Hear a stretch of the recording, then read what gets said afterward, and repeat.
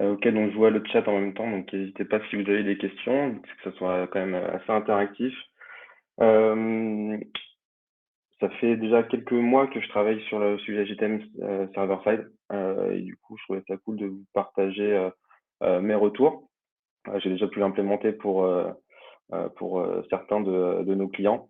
Il y a des choses sympas à vous présenter. GTM, ça fait server-side, ça fait un peu plus d'un an qu'il est entré en bêta publique. Depuis 2 jours, il est sorti de bêta. Donc, c'est un produit qui est considéré comme abouti par Google. Et on va voir qu'effectivement, ça l'est. Alors, les questions auxquelles on va essayer d'y répondre pendant cet échange. À quoi ça sert le server-side par rapport à un conteneur web? Comment ça marche techniquement? Combien ça coûte? Ça, c'est la grosse interrogation quand on se lance dans ce genre de solution, même si GTM Server-Side, c'est une solution qui est gratuite. Il y a un hébergement qui est associé, il faut avoir un serveur pour pouvoir l'installer. Et donc, il y a des coûts de serveur qui sont associés à l'usage de GTM Server-Side. Et puis, on fera une rapide installation manuelle, juste pour vous montrer un petit peu comment ça fonctionne dans Google Cloud Platform quand on souhaite mettre en place des serveurs pour GTM Server-Side.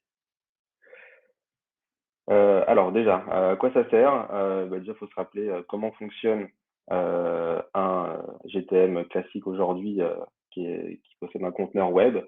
Eh bien, en fait, pour chaque tag que vous implémentez dans GTM ou même directement sur le site, eh bien, pour chaque tag génère en réalité une requête qui part du navigateur de l'internaute. Ce qui veut dire que si vous avez 20 tags sur votre conteneur web, eh bien, il y a au moins 20 requêtes qui vont partir vers toutes vos régies publicitaires, vers vos différentes solutions analytics.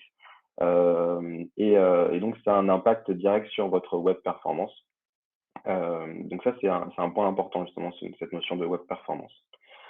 Euh, Là où ça change la donne, le server-side, c'est qu'au lieu d'avoir une requête par tag, eh bien, il y a uniquement une requête qui va partir depuis le navigateur de l'internaute, qui va arriver sur le serveur de votre tag manager.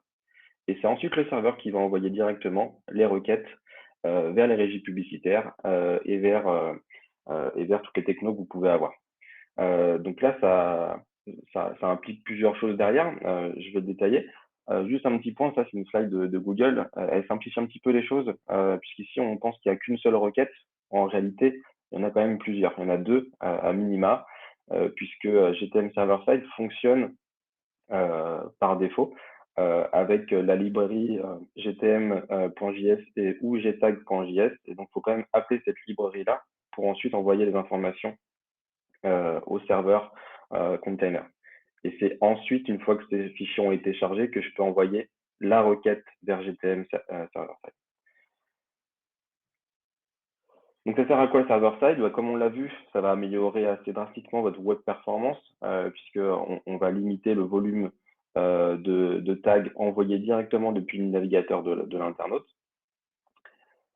Autre point important, et non des moindres, et pour moi, c'est le plus gros avantage de passer sur GTM Server-Side, c'est une protection contre ITP. ITP, rapidement, et François, je vais répondre à ta question juste après. ITP, c'est une protection qu'il y a sur tous les navigateurs Safari, qui fait que si un internaute arrive depuis une campagne payante sur votre site le lundi et qu'il revient ensuite le mardi, il sera considéré dans votre solution Analytics, par exemple, comme deux visiteurs différents. Et ça va impacter fortement toutes les logiques d'attribution et de contribution de vos canaux marketing. Et donc, ça biaise une bonne partie de la donnée. Aujourd'hui, alors ça c'est la stat que j'ai sortie, qui est d'un gros site e-commerce français qui est je pense, dans le top 20 des sites e-commerce. Il y a 33% des sessions qui viennent de Safari sur cet e-commerce-là. Donc, un tiers qui viennent de Safari, donc beaucoup viennent depuis Safari mobile. Mais ça veut dire que pour ces un tiers-là, j'ai une vision erronée de la réalité et que je considère un nouveau user à chaque fois qu'il passe cette fenêtre des 24 heures ou des 7 jours quand on est sur une campagne, sur une visite depuis une source organique. Donc, première chose, c'est justement de ne plus être bloqué par ITP, puisque le cookie va être déposé par le serveur conteneur et non par par du JavaScript sur le navigateur du client. Ensuite, pour la partie adblock, effectivement, ça peut permettre de bypasser les adblockers. Alors la stat qui est là, elle n'est pas hyper fiable puisque c'est difficile d'avoir les chiffres. C'est un peu ce que j'ai vu sur le marché, où on considère qu'il y a 24% des internautes français qui utiliseraient un adblocker. Et donc, effectivement, ça peut éviter d'être adblocké. Et comme le précise Nicolas, faut quand même rester vigilant. Ça va dépendre de l'URL que vous utilisez. Mais en fait, quand on va travailler avec du server-side, la requête ne va plus être googleanalytics.com, ça va être directement votre URL de serveur. Et donc, il y a une délégation de sous-domaines à faire en amont. Je ne vais pas trop rentrer dans ce détail-là, puisque c'est plutôt un sujet côté gestion des noms de domaine. Mais en gros, vous allez déléguer un sous-domaine à GTM server-side. Et ce sous-domaine, bah, il est sur votre domaine principal. Donc, si je suis la FNAC, eh ben, je vais créer un sous-domaine qui va s'appeler serverside.lafnac.com. Et du coup, ça, ce qui va permettre d'éviter d'être détecté par les adblockers, puisque cette URL-là, aujourd'hui, ne l'aura pas blacklisté. Alors qu'il blacklist aujourd'hui tout ce qui va être googleanalytics.com et une grosse liste qui est disponible d'ailleurs en open source pour la plupart des adblockers. Autre sujet important, c'est la gouvernance des données. Vous pouvez maîtriser vraiment les données qui sont envoyées aux technos en face des tags.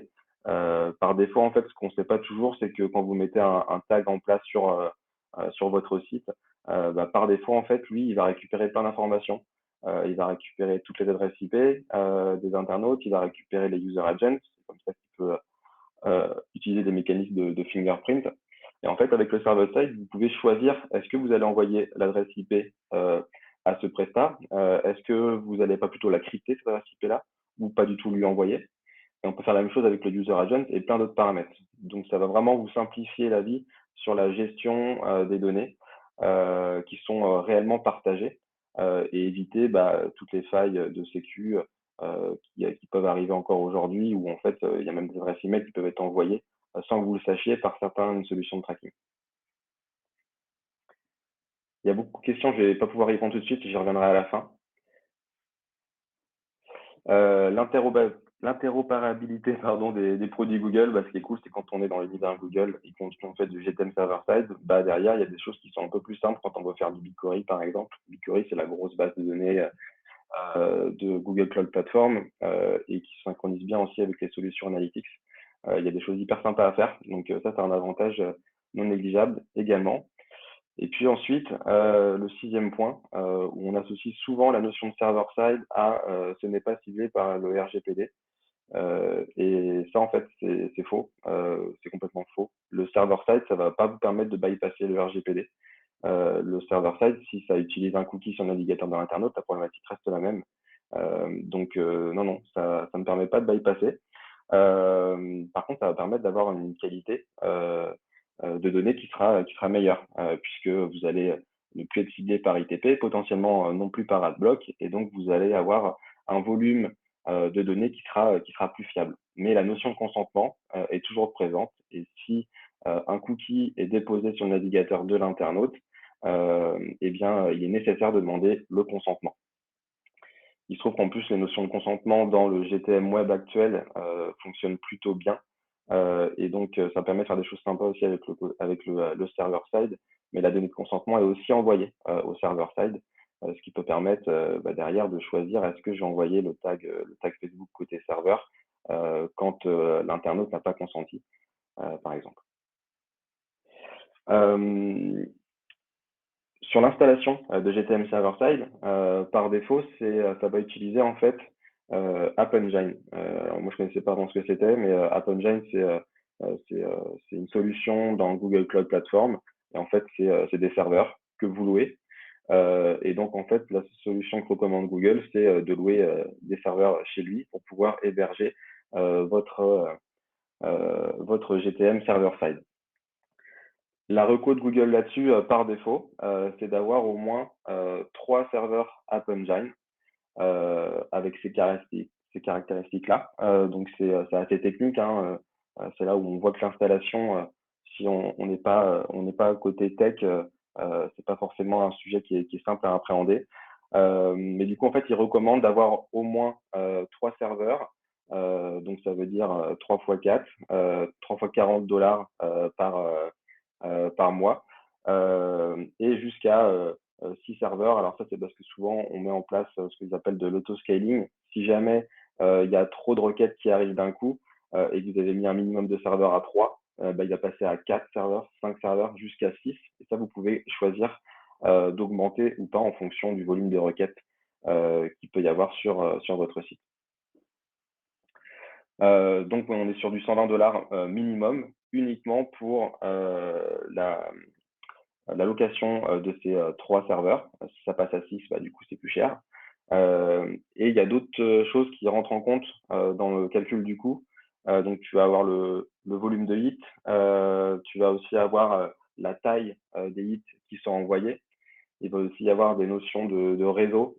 Quand une requête arrive sur le serveur App Engine qui est hébergé en Belgique et que derrière, ça va envoyer l'information à Facebook qui est aux US, et ben, il y a une notion de coût pour Google pour envoyer l'information à Facebook aux US. Et donc ça, c'est aussi pris en compte dans le modèle de pricing d'App Engine. Et c'est hyper compliqué, hein, je trouve, de savoir exactement combien on va payer au début. Et donc là, il y a un outil qui est plutôt pas mal fait, qui est disponible dans l'URL qui est en dessous, et qui permet d'avoir pas mal d'informations sur comment le modèle de pricing fonctionne réellement. Donc là, vous pouvez rentrer votre volume de hits estimé. Vous pouvez partir des pages vues pour commencer de votre solution Analytics pour voir si c'est logique. Et après, vous pouvez laisser ça par défaut et vous allez avoir une première estimation de combien ça vaut. Ensuite, comment ça fonctionne l'installation? Eh bien, quand je crée mon conteneur serveur dans Google Tag Manager, eh bien, en fait, je vais avoir deux possibilités. Soit je fais une installation automatique, soit je fais une installation manuelle. L'installation automatique, l'avantage, c'est que vous n'allez même pas avoir besoin d'ouvrir un Google Cloud Platform pour pouvoir installer ces serveurs-là. Et donc, si je clique sur création des serveurs automatiques, la seule chose qui va me demander, et c'est un prérequis qui est important, c'est d'avoir un compte de facturation associé à votre compte Google Cloud Platform. Et donc, ça, si vous êtes chez l'annonceur, c'est pas forcément vous qui avez la main là-dessus, c'est plutôt côté DSI. Donc, à ce moment-là, je vous invite à vous rapprocher de votre DSI pour savoir est-ce qu'ils ont bien un compte de facturation GCP. Si par exemple, il y a un BigQuery qui tourne quelque part chez vous, il y a de fortes chances que que ça existe déjà. Et donc, si c'est bien le cas, ben, en fait, en cliquant sur ce bouton-là, ça va prendre quelques dizaines de minutes, mais ça va créer des serveurs App Engine sur Google Cloud Platform avec le minimum de serveurs recommandés, c'est-à-dire 3, avec un autoscaling allant jusqu'à 6. Le gros inconvénient et en tout cas c'est comme ça que ça fonctionne jusqu'à aujourd'hui, ça évoluera peut-être, c'est le fait que le serveur, quand on fait une configuration automatique, soit obligatoirement hébergé aux US. On ne peut pas modifier la localisation quand on fait la partie automatique. Et ça, c'est un gros point noir, surtout quand on est en Europe ou en dehors des US. Et donc, faut être très vigilant puisque en fait, plus votre serveur va être loin de votre source de trafic, de vos internautes, bah, plus ça va être coûteux pour vous en termes de temps de réponse d'envoyer le hit au GTM server side. Alors, j'ai lancé quelques sondes là-dessus, où en fait, là, c'est l'installation automatique des App Engine, et donc par défaut aux États-Unis. Et en fait, là, on voit l'évolution du temps de réponse en fonction de là où on se trouve. Donc évidemment, le temps le plus court, ça va être quand un internaute est aux US, puisque du coup, ça va arriver directement sur le App Engine qui est aux US. Mais on peut voir par exemple que si vous faites la configuration par défaut, le temps de réponse va être de 200 millisecondes lorsqu'un internaute est en Europe et que le serveur est aux États-Unis. Et si je reviens tout à l'heure à ce que je disais ici, c'est qu'il faut déjà charger un des deux fichiers ici. Et ces deux fichiers-là, ils sont aussi sur votre serveur. Donc, si vous avez un temps de réponse qui est déjà fort ici, de 200 millisecondes par exemple, eh bien, en fait, ça va être 2 fois 200 millisecondes pour envoyer l'information à votre conteneur serveur. Donc ça, c'est une information importante à prendre en compte. C'est pour ça que moi, je vous conseille plutôt d'aller sur la partie manuelle et on va regarder ensemble comment ça fonctionne. Quand je clique sur la partie manuelle, je vais vous le montrer directement. Alors, comment ça fonctionne? Déjà, il faut avoir accès à Google Cloud Platform. Et puis, on va devoir, hop, je vais copier cette invite de commande. Et on va devoir utiliser cette invite de commande-là directement dans Google Cloud Platform. Donc là, il faut aller dans la partie App Engine de Google Cloud Platform en tapant dans le moteur de recherche ici, par exemple. Ici, vous cliquez sur ouverture de la console. Moi, elle est déjà ouverte, je vais juste me reconnecter.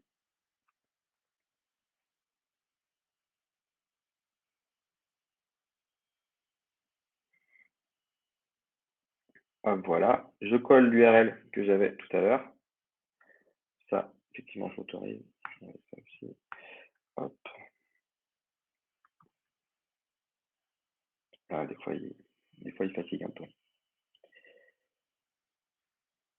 Hop, donc là, j'ai lancé l'invite de commande. Oui, j'ai déjà une session qui tourne, donc je vais l'écraser. Et ensuite, là, on va me demander plusieurs informations. La première information qu'on va me demander, c'est le conteneur config. C'est ni plus ni moins qu'une sorte d'ID de mon serveur conteneur. Ça, je vais le retrouver directement dans Tag Manager. Donc là, j'ai créé un conteneur serveur ici. Et en fait, en cliquant sur cette partie-là, je vais pouvoir récupérer mon conteneur config qui est ici. Donc, je le copie. Ensuite, je le colle ici pour passer la première étape. Ensuite, il y a différentes questions qu'il va me poser. Donc, je ne vais pas rentrer trop dans le détail, ça va devenir assez technique. Là, il me demande est-ce que je souhaite conserver les logs. Ça, c'est hyper intéressant si on veut faire du suivi de performance notamment. Donc, moi, je le laisse par défaut à on. Quel type de déploiement je veux faire? Je vais faire un déploiement en production. Si vous faites en testing, vous allez être sur une instance qui est hyper limitée. Ça va vraiment que de faire du testing et donc il ne faut vraiment pas l'utiliser si vous le mettez directement en ligne. Si je mets en production, bah, du coup, il va me demander d'autres informations. Est-ce que je souhaite activer l'autoscaling? C'est si jamais j'ai un pic de trafic et que j'ai 3 instances App Engine par défaut, eh bien, il va m'en ouvrir 4, 5, 6 pour pouvoir atteindre le volume nécessaire de serveurs pour répondre au volume de requêtes reçues. Ça aussi, on va le laisser à yes. On va laisser minimum de serveurs à 3, max à 6, mais tout ça, c'est configurable, encore une fois, si vous souhaitez le changer. N'hésitez pas à le faire et je vous invite surtout potentiellement à changer ces informations-là en fonction du volume de trafic que vous avez. Google recommande d'en mettre 3. Après, sur des petits sites, si vous en avez, bah, vous pouvez être sur un peu moins. Il y a Simo qui parle beaucoup de ça sur son blog. Lui, il dit que si vous avez un petit blog, 2 instances, 2 App Engine peuvent suffire. En dessous, c'est un peu plus compliqué. Hop. Ensuite, la taille mémoire, bon, ça, encore une fois, moi, j'y touche pas. Je maîtrise pas assez le sujet. Et si je clique sur oui, eh bien, ça va partir en déploiement. Donc là, il va me créer mes 3 App Engine avec la configuration que j'ai choisie. Et ça va durer un peu moins de 10 minutes.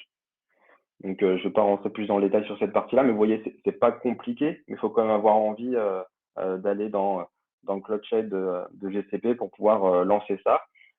Et puis, bah, faut avoir estimé un petit peu le volume de trafic que va générer mon site pour éviter de se retrouver avec une architecture qui est sous-dimensionnée par rapport au volume de requêtes que peuvent réceptionner mes 3 ou 6 App Engine dans GCP. Alors, je vais basculer dans la présentation. Hop. Une fois que j'ai tout configuré, bah, du coup, je vous disais, il y a des logs, et ça, c'est hyper pratique. Vous pouvez voir toutes les requêtes qui partent du navigateur de l'internaute vers votre serveur. Par défaut, il y a 50 gigas gratuits de logs. On peut croire que c'est beaucoup, mais en réalité, si vous êtes sur un gros site, ça va assez vite et ça peut vite représenter une part importante de vos costs, cette partie-là. Donc, soyez vigilants. Il y a des façons de supprimer certains logs qui vous sont pas utiles pour conserver que ceux qui contiennent une erreur, par exemple. Donc ça se configure également dans GCP. Voilà. L'autre point important, c'est que c'est important de suivre la performance des serveurs dans le temps. Donc là, c'est des screenshots d'un GTM server-side qui est en prod. Et donc, vous pouvez voir ici l'évolution du volume de requêtes par seconde, jour après jour. Donc là, on est toujours en dessous de 5 requêtes par seconde. Donc c'est un site qui fait pas un gros volume de trafic. On peut voir aussi l'évolution de l'usage de la mémoire, du CPU. Et à gauche, vous voyez ce que Google va vous facturer, sur quoi il va vous facturer. Ces informations-là, en fait, elles sont hyper importantes à regarder, puisque si jamais vous êtes à 60 requêtes par seconde et que vous avez mis en place que 3 serveurs, 3 App Engine par défaut, attention, soyez vigilants, parce que si vous avez un pic de trafic qui va vous envoyer plusieurs requêtes, ça va être compliqué de pouvoir l'assumer derrière.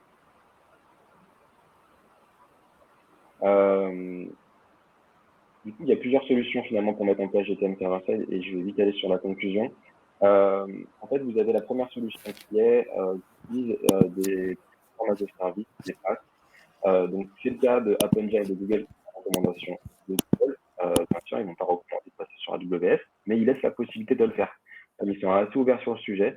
Donc, si vous souhaitez, si vous avez une équipe DSI qui est plutôt sur AWS, ils peuvent utiliser Elastic Beanstalk, par exemple, pour implémenter le server-side chez eux. On peut également le faire sur Azure ou sur n'importe quel cloud. L'avantage de cette partie-là, c'est que votre DSI peut reprendre un petit peu l'architecture qu'elle utilise aujourd'hui et utiliser GTM Server-Side sur cette architecture-là. Par contre, il faut juste être vigilant, c'est que si vous souhaitez le mettre en place sur un site à gros trafic, soit vous êtes à l'aise avec ce que je vous ai montré et du coup, vous pouvez y aller. Si vous ne l'êtes pas, il faut vraiment que ça passe par quelqu'un de tech et par la DSI pour pouvoir bien gérer ça, pour pouvoir gérer à la fois l'implémentation et la création des serveurs, mais aussi la maintenance dans le temps. C'est la grosse différence par rapport au web aussi, c'est que quand on passe du côté serveur, il y a de la maintenance à gérer. L'autre solution. Je vois l'heure qui tourne, Damien, c'est top. On peut soit continuer sur une autre session un peu plus tard pour les questions, ou parce que là, il faut laisser un peu de temps juste pour rebalancer sur les autres salles. Tu peux regarder les questions dans le chat. C'est ma dernière slide. Ok, allez, ouais, je te laisse la faire rapidement, s'il te plaît. Et l'autre possibilité, c'est d'utiliser une solution SaaS. Donc moi, je travaille pour Addingwell, mais il y a aussi une solution qui s'appelle State.io. En fait, l'idée, c'est de passer par GCP et de faire ce que je vous ai montré et de gérer de la maintenance. Et en fait, vous avez une solution qui vient gérer tous ces sujets-là pour vous. Et souvent, c'est un peu moins cher qu'un App Engine, puisque comme on voyait tout à l'heure, c'est au moins $120 par défaut. Et donc, si vous souhaitez utiliser ces solutions-là qui ont souvent des free trials, n'hésitez pas, c'est une bonne façon de commencer à faire du server-side. Et puis, elles sont parfois plus performantes que la solution App Engine, surtout quand on est sur du multi-zone. J'ai terminé, ma dernière slide c'est celle-ci. La question, c'est pas ça sert à quoi le server-side, c'est j'y passe quand, puisque en étant un produit qui est sorti de bêta, tout le monde va y passer. Et moi, je vous invite à le faire dès que possible, ne serait-ce que pour mettre en place ITP, pour bypasser ITP et potentiellement aussi AdBlock. Donc voilà. C'est top. Bravo, c'est top. Merci. Je suis désolé, on est au bout du temps. Je pense que de toute façon, tu vas partager ton document. Ouais, je vais partager mon document et puis si ça intéresse certains, je peux faire une petite table ronde pour répondre franchement, il reste des places à 16h. Tu peux regarder sur le board. Je pense que ça peut intéresser pas mal de monde de faire une suite à ce talk. Super. Voilà, il y a des très bons retours. Tant mieux. Merci beaucoup, Damien, c'était top.